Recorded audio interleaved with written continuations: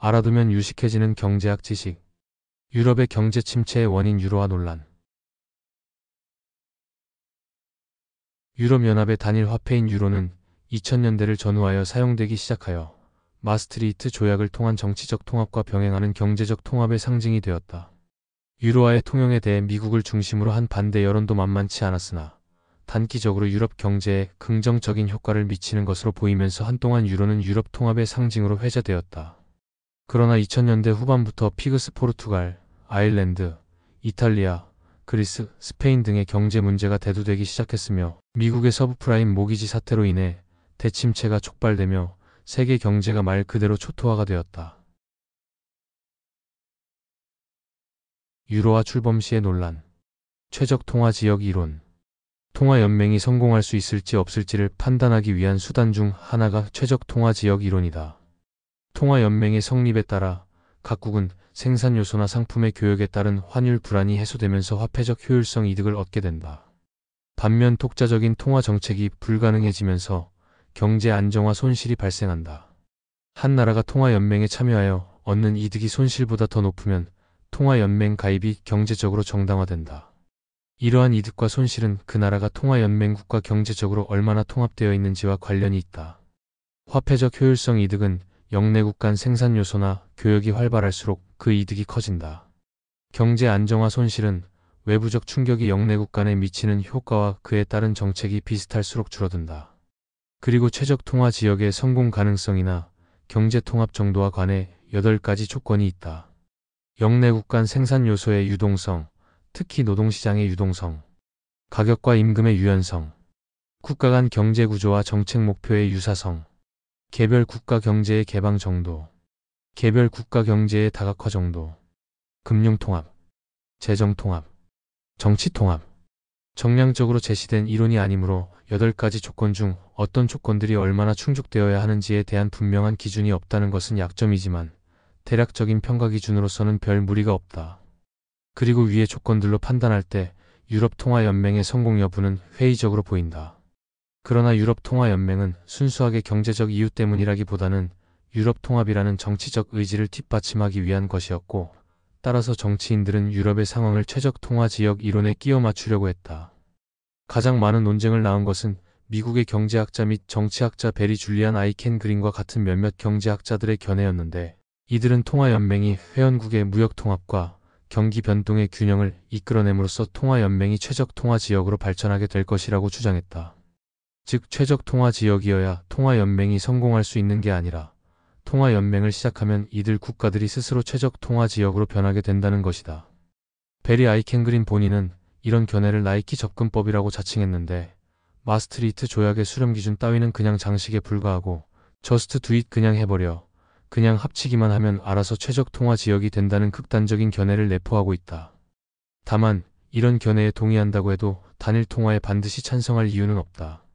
예컨대 단일 통화의 도입이 그 지역을 최적 통화 지역으로 만들어주는데 오랜 시간이 필요하다면 비용과 편익을 상량하여 단일 통화 도입에 반대할 수도 있다. 이에 대해 폴 크루그먼은 부정적인 견해를 표출한 바 있다. 마스트리히트 조약. 그 상당한 분량에도 불구하고 동조약의 경제학적 핵심은 수렴 조건이라 불리는 다음 4가지 유로화 가맹 조건으로 추려진다. 환율 수렴 조건. 유럽 통화 제도의 환율 조정 장치를 따라야 하며 연맹 가입에 선행하는 2년 동안 통화가 평가절하를 겪은 적이 없어야 한다. 인플레이션 수렴 조건. 통화 연맹에 참가하려는 국가들 중 물가 상승률이 가장 낮은 세 국가의 평균보다 물가 상승률이 1.5%포인트 이상 높으면 안 된다. 금리 수렴 조건. 통화연맹에 참가하려는 국가들 중 물가 상승률이 가장 낮은 세 국가의 평균보다 장기금리가 2%포인트 이상 높으면 안 된다. 재정 수렴 조건. 연간 재정 적자는 GDP의 3% 이하로, 정부 부채는 GDP의 60% 이하로 유지해야 한다. 이 조건을 만족시키지 못하더라도 이에 근접해야 한다. 이것 중 재정 수렴 조건의 경우 통화 정책과 재정 정책은 본질적으로 별개인데 저기에서 왜 재정 수렴 조건이 나오는지 의문이 들 수 있다. 사실 완전한 경제 통합 차원에서 본다면 재정 정책은 아예 하나의 유럽 중앙 정부가 맡는 것이 타당하다. 그러나 그럴 경우 이미 통화 정책이 발이 묶인 마당에 가맹국에게 남은 마지막 카드라 할 수 있는 재정 정책이 사라지므로 국가 간 개별적 대응이 어렵다. 그러나 그렇다고 재정 정책을 완전히 방임하면 국가 간 재정의 차이가 생기고 이는 경제 통합을 저해하며 재정 적자가 타국에도 악영향을 줄 수 있다. 금융 경제의 수렴 중 인플레이션 수렴 조건 역시 정책 목표 유사성의 측면에서 나타낸 것이다. 아울러 유로화는 사실상 고정환율제인데 물가 불안이 심하면 그만큼 해당국 입장에서는 독자적인 통화 정책을 쓸 유인이 크고 이는 변동환율 제로의 이탈 유인이 된다. 독자적인 통화 정책을 포기할 경우 그 손실을 줄이는 것은 최적 통화 지역의 특성상 중요한 문제다. 가령 유럽 전체가 인플레이션에 시달리면 유럽 중앙은행이 유로화 발행을 줄이면 그만이고 이에 대해서는 각국의 동의를 따내기 쉽다. 그러나 그리스 같은 한 나라만 인플레이션을 겪는다면 다른 나라가 디플레 부담을 지겠다고 하지 않는 한 유럽 중앙은행이 유로화 발행을 줄이지 않는다. 이 경우 그리스는 유로권에서 통화 정책을 쓰지 못해 손해를 보게 된다. 이 경우 그리스 같은 나라는 유로권을 탈퇴할 수 있고 따라서 통화권이 붕괴할 수 있다. 즉, 그리스 입장에서는 독자적 통화 정책이라는 선택지가 실질적으로 완전히 사라지는 것은 아니다. 그저 독자적 통화 정책이라는 선택지가 유로권 탈퇴라는 선택지로 변할 뿐이다. 그리고 후자가 다른 나라 입장에서는 보다 민폐다. 환율 변동이 다른 경제 변수보다 더 불안한 점을 감안하면 그런 가능성이 제기되는 것만 해도 충분히 환율이 바뀔 수 있다. 고정환율제 하에서는 변동환율제와 달리 환율 변동이 그리 잦지는 않으나 변동이 일어나기만 하면 그 충격은 훨씬 크다. 따라서 결혼을 하기 이전에 동거를 하는 것과 마찬가지 이치로 완전한 고정환율제라 할 수 있는 유로화 통합 이전에 그 과도기로서 통화 정책에 대해 사전 공조를 하는 것이 답이 될 수 있다. 유럽에서도 이를 모르는 것이 아니라 유로화 출범 이전까지만 해도 EU의 전신인 구이시 지역에서는 독일 마르크화를 중심으로 장기간 고정환율을 실시한 전적이 있다. 그런데 1993년 독일 통일 이후 동독에 대한 이전 지출 등으로 실물 경기가 팽창했다. 아울러 물가가 폭등하니 독일이 정책 공조를 하지 않고 멋대로 금리를 높이는 긴축 통화 정책을 펼쳤다. 그런데 당시 미국은 금리를 인하시키고 있어 독일로 돈이 빨려 들어갔다. 당시 다른 유럽 국가들은 독일처럼 이러한 현상을 겪지 않았음에도 결국 억지로 독일을 따라 이자율을 올렸다가 각국의 경기만 쓸데없이 냉각시켜 고생했다. 또 독일이 통일 과정에서 동독인에게 마르크화를 찍어다 퍼주었는데 물론 독일 국내 경제나 정치적 측면에서는 필요할 것이다. 그러나 그것은 어디까지나 독일인들 사정일 테고 독일 통일과 마찬가지로 소중하다고 할 수 있는 유럽 통합의 정치적 대의를 지향하며 마르크화 연동으로 인해 독일의 외국 투자 흡수로 고통받는 유럽인들 입장에선 또 이야기가 다르다. 일본 입장에서 아베노믹스가 필요하다고 해서 한국 입장에서 그렇게 하라고 고지콧대로 그럴 수는 없는 노릇인 것과 같다. 인플레이션은 정책 변수 외생 변수가 아니라 내생 변수다. 하지만 저것에 문제가 없는 것은 아니다. 가령 통화와 관련된 명목 변수만을 산정했다는 지적이 제기된다. 가령 노동이나 자본의 이동성 등에 관한 조건이 들어가 있지 않은 점이 지적되었다. 실제 현황을 살펴보면 유럽 내 무역 정도는 미국 내 지역 간 무역 정도보다는 낮으나 EU, 미국 간 무역보다는 훨씬 컸다. 산업의 경우 남부와 북부 간 노동 침약도나 숙련 노동 등의 비중 격차가 크다. 또 언어와 문화 간 장벽 때문에 노동 이동 제약이 심하다. 아울러 유럽 노동시장 규제는 비교적 빡세다. 다만 금융이나 자본의 이동은 상당한 수준으로 자유화가 되었다고 한다.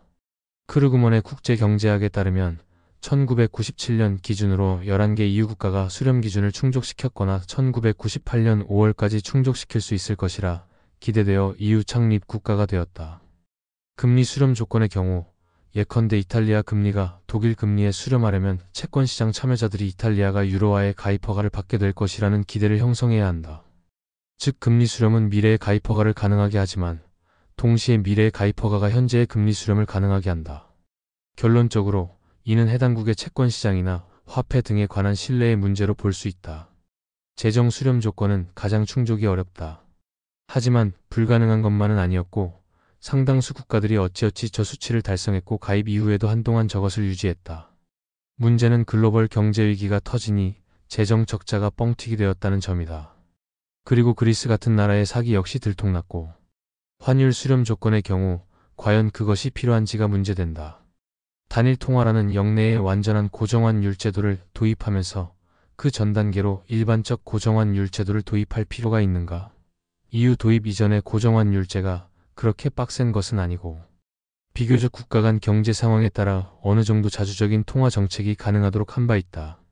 즉, 유로화 전면 도입이 가져올 부작용을 줄여가는 단계적 절차라 볼 수 있다. 그러나 단일 통화의 경우 기존의 고정환율제에 비해 보다 덜 위험하고 환전 비용도 아낄 수 있다. 이 기존의 고정환율제에서는 사실상 독일이 보스를 맡았지만 독일이 보스를 하는 체제는 1993년 독일의 인플레이션에 따라 회의가 일었다. 따라서 독일 대신 비교적 타국의 입김이 미치기 쉬운 유럽중앙은행에 대한 필요성이 커진 점에서 유럽의 지지를 받게 되었다. 마스트리히트 조약은 수렴 기준 이외에도 두 가지 조항을 규정했다. 국가중앙은행이나 유럽중앙은행은 정부 재정 적자를 직접적으로 지원해선 안 된다. 구제금융은 명시적으로 금지된다. 이는 독일의 요구 조건을 반영한 것이다. 그러나 위기가 시작되자 이들 조건들은 의미를 잃었다. 비판. 한마디로 단일 통화를 도입하려는 지역이 고도로 통합되어 있다면 단일 통화의 도입은 환전 비용의 절감, 역내 교역의 촉진 등으로 장기 성장을 가속시킬 수 있다. 그러나 그 권역이 그렇게 고도로 연계되어 있지 못하다면 특정 지역은 경기 과열이 되고 특정 지역은 경기 불황이 되었을 때 통화 정책으로 어떻게 해볼 도리가 없다. 회원국 정부들의 독자적 통화 정책은 불가능한 상황에서 유럽중앙은행은 딜레마에 봉착하게 되는 것이다.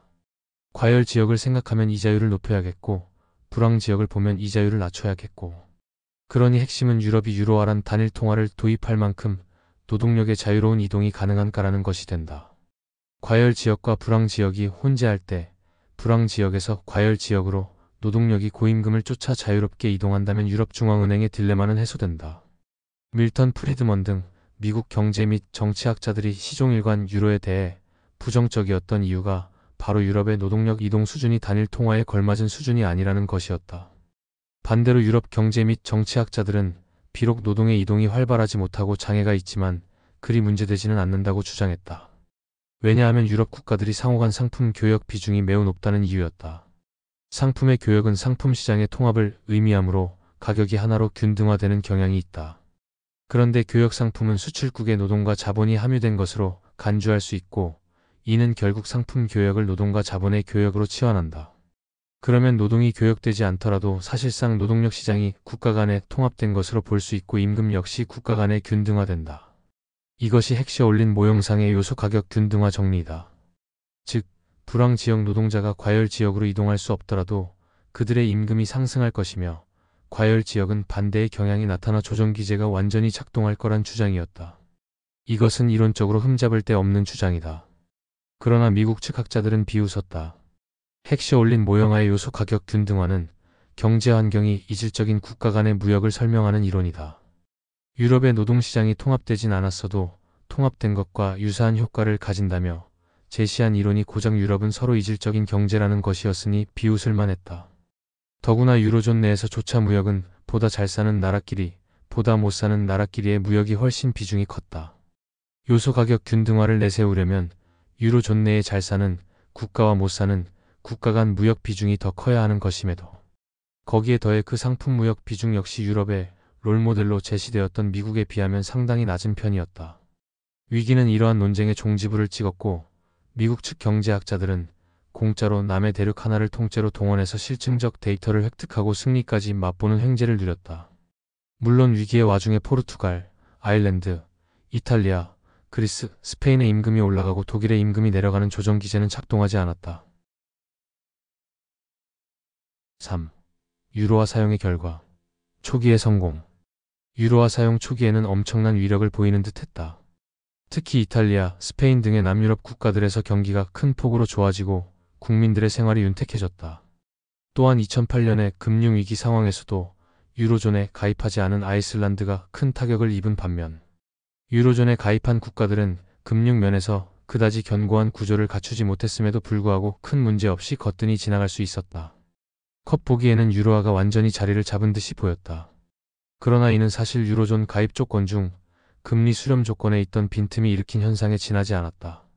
이 모든 현상의 근원은 상대적으로 높은 금리로 국채외사채를 발행해야 했던 국가나 그 기업들이 유로존에 가입한 후 신용이 튼튼한 것으로 오해받아서 독일에 준하는 매우 낮은 금리로 돈을 빌릴 수 있게 되었다는 점이다.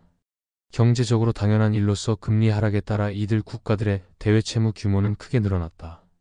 외부로부터의 자본 유입은 단일 통화 고정환율 상황에서 바로 통화량 증가로 연결되어 국내 경기가 크게 활성화되었고, 그 결과 주식, 채권, 부동산의 거품이 심해지면서 재화 가격 및 생산 요소 가격이 앙등했다. 생산 비용이 상승했지만 동시에 버블의 여파로 자본 조달 비용이 감소했기 때문에 산업부문 전반에서 경쟁력을 상실했다고 단언하기는 어렵다. 다만 가격 상승으로 실질환율이 하락하여 수출 부문에 압박이 가해진 것은 확실하다. 그런데 자국 통화가 없기에 명목환율을 조정해서 경상수지를 개선하기는 불가능했고, 재정 긴축을 통해 금리 수준을 더욱 낮추어 자본 유출을 유도하고 그에 따라 시중 통화량이 줄어들어 궁극적으로 버블을 해소함이 유일한 방법이었다. 단 이 방법은 경기 후퇴를 가져올 수 있었고, 정책 당국은 예전처럼 시간이 해결해 주겠지라는 자세를 견지했다. 그러나 유로존은 불균형을 균형으로 맞추어주는 메커니즘 자체를 결여한 시스템이었고, 시간이 지날수록 불균형은 증폭되었다. 이것이 이탈리아, 그리스, 아일랜드 등의 국가에서 일어난 일이었다. 겉보기에는 경제가 잘 나가고 있는 것처럼 보였지만 실상은 경제 전체가 골물대로 골마터지고 있었던 것이다. 경제학자들, 특히 미국의 경제학자들은 이런 문제를 지적했지만 유럽의 정치인들은 이런 현상을 경제 환경이 수렴하는 것으로 간주하고 무시하거나 오히려 찬사를 보내기에 급급했다. 실제로 경상수지는 수렴이 아니라 발산하였다. 흑자국의 흑자는 늘었고 적자국의 적자도 늘었다. 남유럽 국가들이 호황을 누리는 동안 독일의 경제는 심각하게 악화되었다. 이는 독일이 마르크화를 과대평가한 교환 비율로 유로와 교환되었기 때문이다. 물론 유로화 출범 이전부터도 통일 후유증이 폭지 부문을 압박하여 좋은 상황은 아니었다. 통일 당시 구동독은 경제적으로 구서독의 6분의 1 정도로 막대한 재정 투입이 필요했다. 게다가 구동독 지역 실업률은 구서독 지역보다 배 이상 높았고, 이것이 관대한 실업연금 등 구서독 사회보장제도의 특성들과 결합하면서 연방정부가 더 참기 어려운 수준으로 재정적 압력이 확대되었다. 그러나 유로존에 가입하기 전에는 구동독 문제는 해결 국면이었다. 유로존 가입 이후에 경제가 심하게 악화된 것이지 계속 경제가 심각했는데 대책 없이 유로존을 결성하고 불리한 환율을 받아들인 것은 아니다. 결국 2003년 3인당 총리인 게르하르트 슈레더의 경제개혁하에 해고 제한의 일부 완화, 실업수당의 기간에 따른 조정, 공공기관이 제한하는 일자리 및 직업훈련을 거부하는 경우 실업수당 중단 등이 이루어졌고, 노동조합들에게 임금 인상 요구를 당분간 자제하도록 압력을 가했다. 이러한 구조조정의 결과 독일은 유로존에서 최고의 경쟁력을 자랑하게 되었다. 재정적으로는 다소간 효과가 있었다. 물론 이건 독일의 주장이다.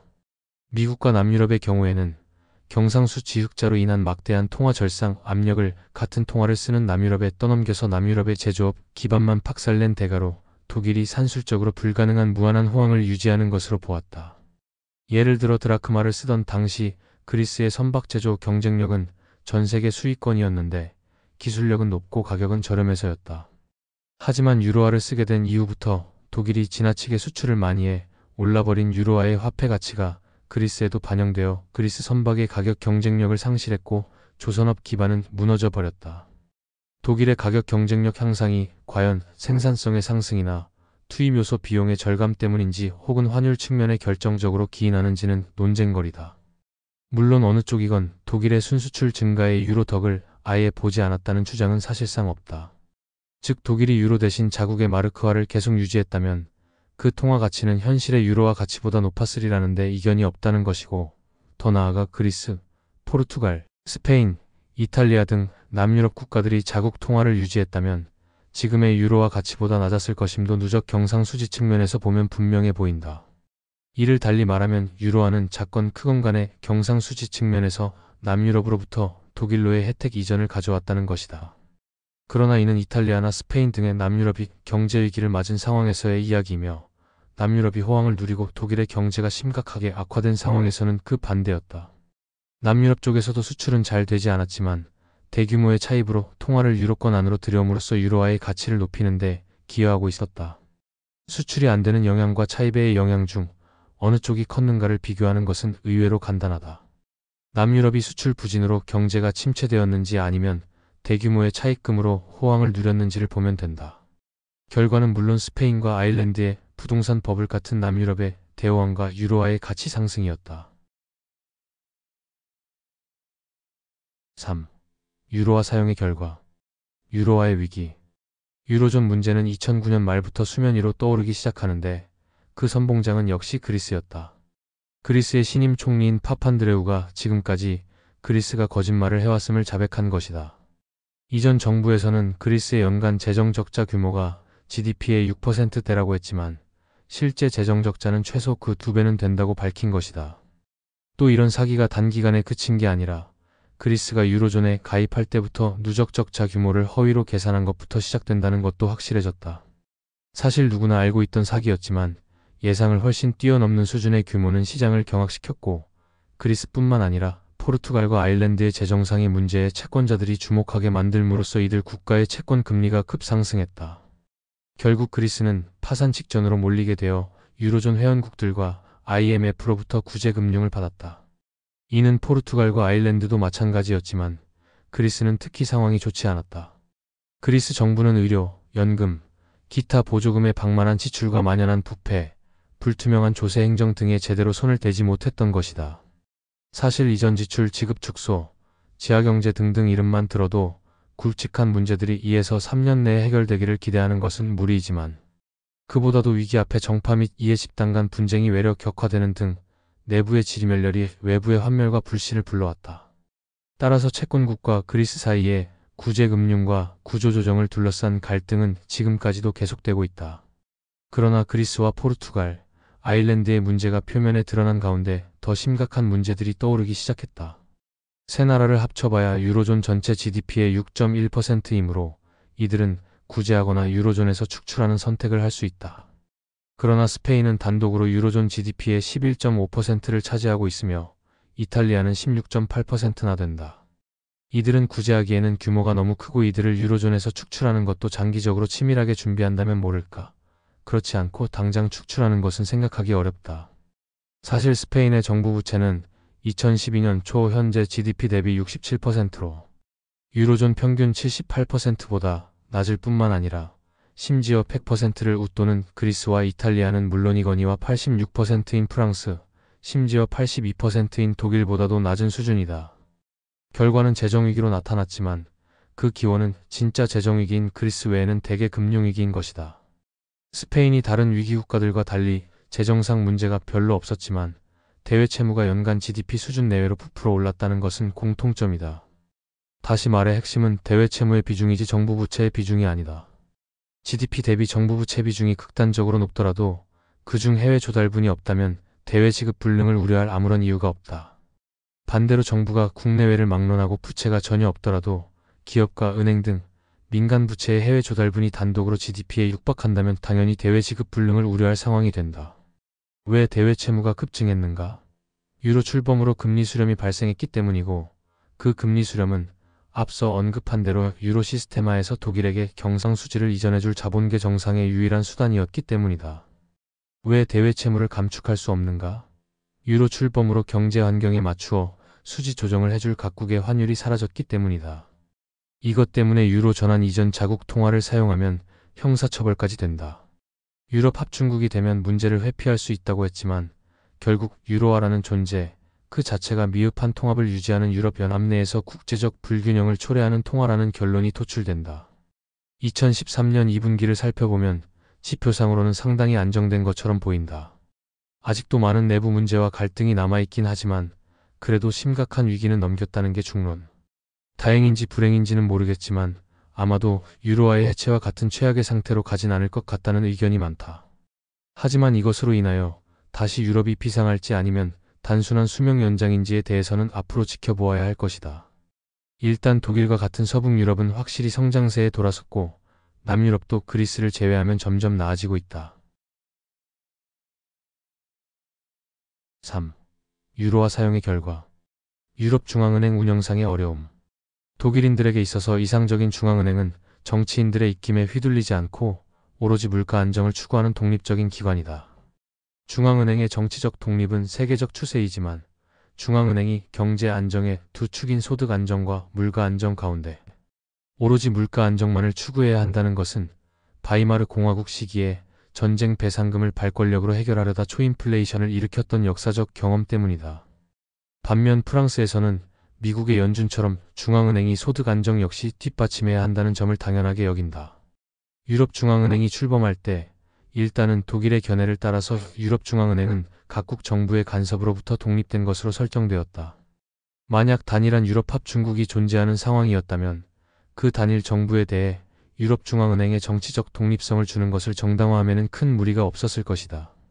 그러나 다수의 주권 국가들이 있고 어느 한 국가가 일방적으로 중앙은행을 윽박지를 수 없는 상황에서도 그러한 독립이 유익한가는 의문이며, 소득 안정은 개별 국가들의 몫이라고 하면서 물가 안정만 목표로 잡은 것은 순전히 독일의 특유한 역사적 경험을 유로존 전체에 무리하게 투영한 데 불과했다.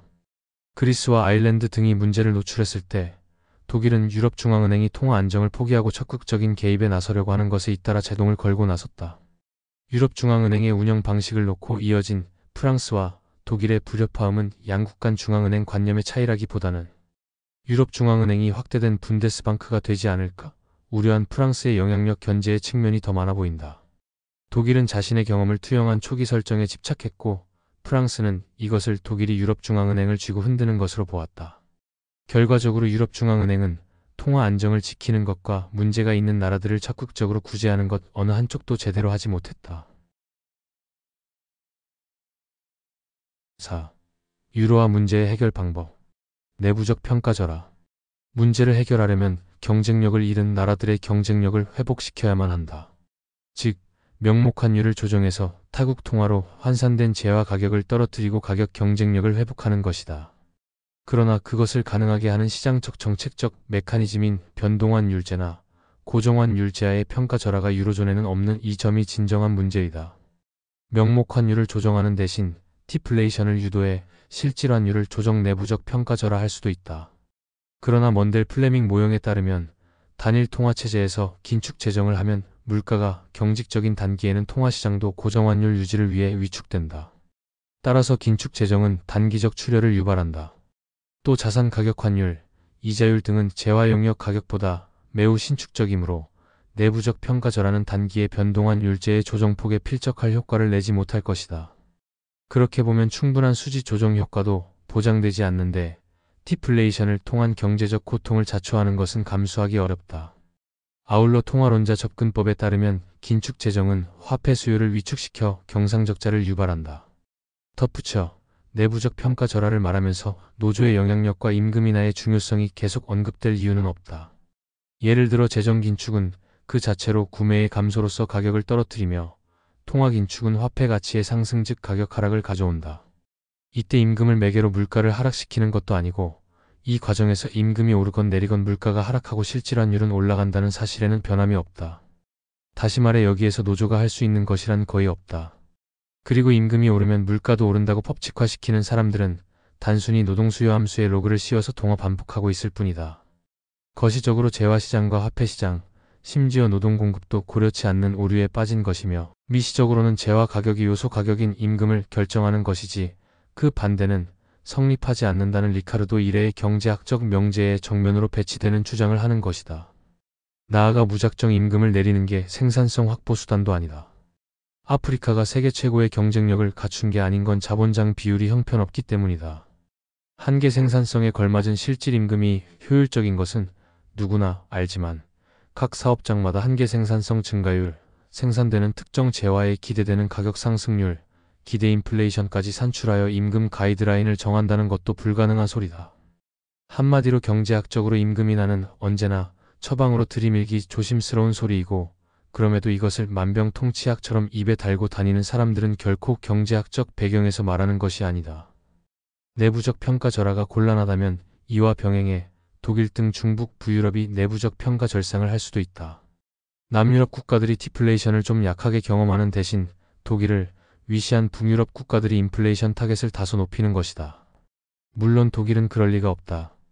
브레튼우즈 체제의 붕괴에서 보듯 고정환율 유지의 부담을 적자국과 공유하지 않는 것이 독일의 전통이다. 단 그 선택이 악의적이었던 것은 아니었다.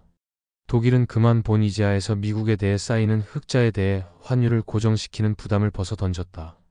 그 결과는 종국적으로 브레튼우즈 체제의 해체였고 변동환율제였다. 기실 독일이 지금 해야 하는 선택도 그때와 다르지 않다.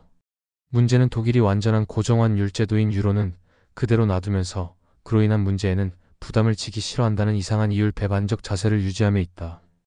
유로 해체의 부작용이 두려워서 유로의 존치를 바란다면 남들이 빚잔치를 벌였건 뭐건 어차피 그것이 유로 시스템의 문제인 만큼 그 뒤처리에서 빠질 수는 없는 것이고, 그런 부담이 정 싫고 서로 얽히는 게 싫으면 유로를 깨고 나가던가 둘 중 하나인 것이다. 일단 독일 내부의 분위기는 유로를 깨자는 쪽이 갈수록 우세해지는 상황이었다가 상황이 고착화되면서 흐지부지 수그러졌다. 4. 유로화 문제의 해결 방법. 재정 통합. 단일 통화에 걸맞은 단일 재정도 해법이기는 하다. 재정 연방체제 하에서 구제금융은 불경기 지역으로의 이전 지출로서 유럽의 공동 예산 과정 속에 스며들 것이다. 그러나 이를 위해서는 정치적 통합이 상당히 진전되어야 하고, 유럽 각국의 주권은 결국은 미국의 주정부 수준까지 제약되어 유럽 연방으로 이어져야 할 것이다. 적어도 가까운 미래에 가능한 일은 아닌 것으로 여겨진다. 유로존의 해체는 정치적 의미를 가질 수밖에 없으므로 순수하게 경제적인 관점에서만 다루어서는 안 된다는 유럽 정치인들이 정작 유로존 유지를 위한 정치적 통합에는 소극적이란 사실은 꽤 역설적이다. 용꼬리보단 닭머리가 좋다는 건 전 세계 공통. 그리고 얼마 후 좀 큰 닭이 도망가 버렸다 하지만 성공할 경우 독일과 북유럽, 중앙유럽 국가들은 국가를 유지하기 위해 강제로라도 돈을 내야 하고, 대신 남유럽의 개혁과 전반적인 체질 개선도 통합국가 차원에서 강제할 수 있기 때문에 유로존을 해체할 생각이 아니라면 최상의 방안일 수도 있다. 장기간에 걸친 희생 및 개혁이 필요하기에 남유럽이나 북유럽이나 좋게 보지 않는 게 문제지만 말이다. 4. 유로화 문제의 해결 방법. 유로존 해체. 사실 그리스만이 문제가 아니라 독일, 네덜란드를 제외한 거의 모든 유로존 국가들이 적자를 보면서 국가 부채가 누적되고 있기 때문에 독일이 탈퇴하던가 우리가 탈퇴하던가 해야 한다는 주장이 프랑스 등에서는 거의 대세가 되어가는 상황이다. 이러니 다른 국가 입장에선 유로화 도입으로 경제에 손해가 막심하다는 불만이 있을 수밖에 없고, 영국같이 독일이 유로화 가지고 환율 사기 치는 거네, 이거 독일만 이득 보는 장사 아냐? 이라고 유로 안 쓰고 아예 유럽연합을 나가겠다고 하는 국가도 나오고 있다. 그리고 영국은 진짜 나갔다. 특히 그리스 같은 나라들이 1순위다. 그리스 입장에서는 자주적인 통화 정책이 가능해지므로 통화 증발을 통해 경기도 진작시키고 수출을 증가시켜 경제를 회복시키는 데 써먹을 수 있다. 그러나 환율이 상승하면 그만큼 그리스의 부채 부담도 급증하므로 양날의 검이다. 사실상 궁극적 위기 해결 방안이다. 그러나 다들 당장에 급한 불만 끄면서 임기 중에 유로를 끝장낸 인간이라는 평가만은 면하려 드는 터라 해체는 쉽지 않은 상황이다. 다만 그리스나 피그스 소속 국가들 중에 일부가 퇴출될 가능성은 존재한다. 물론 이러한 구조조정 없이 현재처럼 땜질만으로 오랜 세월 지내다 보면 혹 진짜로 유로존이 최적 통화 지역으로 변할 수도 있긴 하지만, 그렇지 않을 가능성이 더 크고 그때 치러야 할 비용은 유로를 해체하건 유지하건 지금보다도 더 커져 있을 것이다. UBS의 이코노미스트인 스테판 데오에 따르면 유로 해체는 독일 등에게 첫 해에만 GDP의 20에서 25%, 추후 매년 그 절반 수준의 비용을 초래한다고 하며, 그리스 등 문제가 심한 국가에는 GDP의 40에서 50%와 추후 매년 그 3분의 1 수준의 비용을 치르게 할 것이라고 한다. 이것은 GDP가 그만큼 떨어진다는 소리는 아니고 자국 금융권구제에 필요한 공적 자금 조성 규모를 주로 지칭하는 것이지만 그래도 상당히 과장된 것으로 보인다. 왜냐하면 금융권 손실을 국가 파산, 은행 파산, 법인 파산 등 괜히 항목만 늘려서 나열하고 있으며, 유로 도입에 의한 교역증 대여과와는 매치되지 않는 큰 규모로 유로 해체로 인한 무역 붕괴를 상정하고 있기 때문이다. 또 독일 등이 위기 국가들에게 구제금융을 주면서 사실상 자국 대출기관들을 구제해온 부분에 대해 상계한 흔적이 별로 보이지 않고, 유로가 존속하건 해체하건 금융권의 부실 규모가 그렇게 극적으로 달라질 것 같지도 않다. 사실 이 무시무시한 전망은 상당히 귀여운 결론으로 끝맺고 있는데, 유로를 유지하면서 구제금융을 할 때는 위의 비용이 약 6분의 1 정도로 줄어들기 때문에 독일은 구제금융에 나설 것이란다. 아무리 봐도 전망이 아니라 희망사항을 독일에게 애원하는 느낌. 여하간 통상 금융구제에 평균적으로 소요되는 GDP의 10%선은 어쩔 수 없을 것이고, 해체 초기의 시장의 반응이 매우 과민하여 신용경색 국면이 올 수도 있다. 이렇듯 심각한 경제적 부작용이 예상되기는 하지만 적어도 남유럽 국가들은 환율을 조정해서 경쟁력을 회복할 수 있고 북유럽 국가들은 남유럽 국가들을 떠받쳐야 할 부담에서 해방된다. 일부에서는 남유럽 국가들로 인해 유로존 전체의 신용이 떨어지고 경제적 불확실성이 커지기 때문에 독일 등도 유로화 가치 하락에 의한 이익보다 손해가 많다고 한다. 그런 손실을 감내하면서도 독일은 유로를 지키려고 노력한다는 것이다. 그런데 경제적 불확실성의 증대는 유로존 외부에 대한 유로화 가치의 하락과 신용 경색에 따른 실질 통화량 감소라는 두 가지 효과를 갖는다. 유로화 가치 하락은 유로존 모든 회원국이 얻는 동일한 편익이지만 실질적 고감소라는 비용을 치르고 있는 나라 중에는 독일이 없다. 물론 앞으로 그리스나 포르투갈 등의 물린 악성 채무로 인해 독일 등의 신용 경색이 올 수도 있지만 2012년 6월 독일 국채는 안전자산 선호의 결과 마이너스 명목 금리로 발행되었다. 5. 유로화 위기 이후 전개. 2010년대 후반에 들어가며 유로화 위기는 진정되며 사그라들었지만 여전히 그리스에 막대한 채무 문제가 남아있고 남유럽 피그스 국가들이 아직은 장기 불황에서 벗어나지 못하였다. 또한 앞으로 또 유사한 사태가 발생하지 말라는 법이 없기 때문에 그 해결 여부와 방법에 따라 유로화의 향방과 유럽연합의 운명을 결정지을 중요한 전환점이 될 것으로 전망되었다. 그러나 이후 그리스 경제위기 사태는 어느 정도 일단락되었고 유럽 난민 사태, 대봉쇄, 러시아, 우크라이나 전쟁 등 경제위기와는 비교도 안 될 정도로 거대한 정치적 사건들이 연달아 발생하면서 이로 인해 유로화 사태는 유럽연합 시민들의 기억에서 거의 잊혀졌다. 오히려 브렉시트 이후 영국이 겪은 온갖 문제들로 인해 유럽연합 회원국들의 유럽연합 지지율은 크게 상승하였다. 이상으로 유럽의 경제 침체의 원인 유로화 논란이었습니다.